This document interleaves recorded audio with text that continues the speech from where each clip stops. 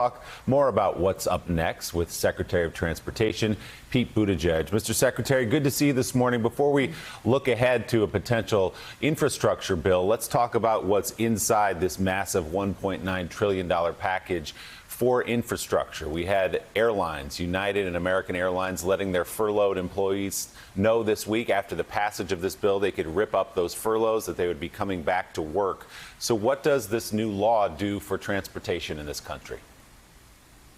That's right. It felt really good to see those messages going out to employees saying you can tear up your furlough notice. We're going back to work. Similarly, on the Amtrak side, they're already taking steps to add back routes that had to be cut because Amtrak lost so much of their ridership. Remember, Amtrak was actually running in the black operationally for the first time in a long time just before COVID hit, and it's been devastating. The American Rescue Plan makes sure that we're literally back on track there. There's payroll support. There's support for employees. There's support for transit agencies, which, by the way, in my view, is directly connected to fighting COVID because people literally need to be able to physically get to where their medical care and their vaccination sites are. So a lot of transportation-oriented investments here, just part of what the American Rescue Plan is going to do to pull us through this crisis. And last night was just, I think, an extraordinary statement about what government is for, which is solving our problems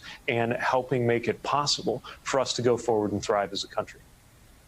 Mr. Secretary, you've gotten into the DOT and had a quick look under the hood.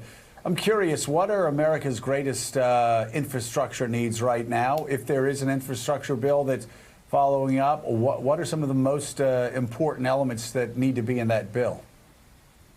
Well, there's a lot we've got to do to look to the future. Think about what it would mean to this country if Americans could expect the same quality of passenger rail travel as people in other developed countries. Think about what it will mean to this country when we have enough electric vehicle charging stations, that these incredible vehicles that Detroit and other automakers are producing are something you could take anywhere. But it's not just the kind of sizzling, futuristic stuff.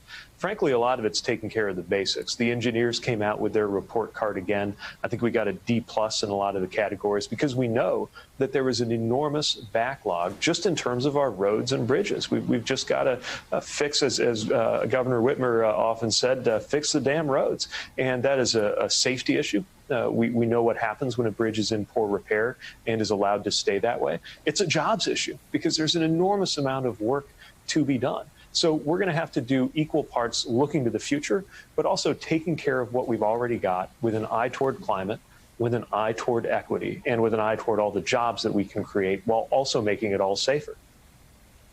And paying for it and getting Republicans on board for a massive infrastructure plan. There are, most see years ahead of work, possibly tens of thousands of jobs created, but it's got to be paid for. What are your thoughts looking ahead at working with Republicans to get a plan approved?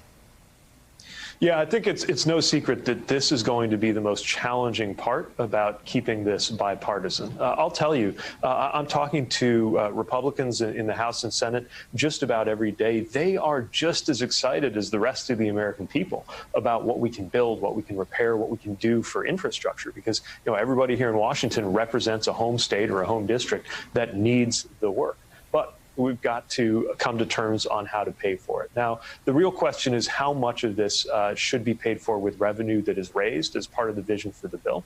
And there are a lot of different ways to get at that. Historically, for example, we've mostly relied on the gas tax in order to fund our highways. But the gas tax hasn't been adjusted since 1993. It was never pegged to inflation.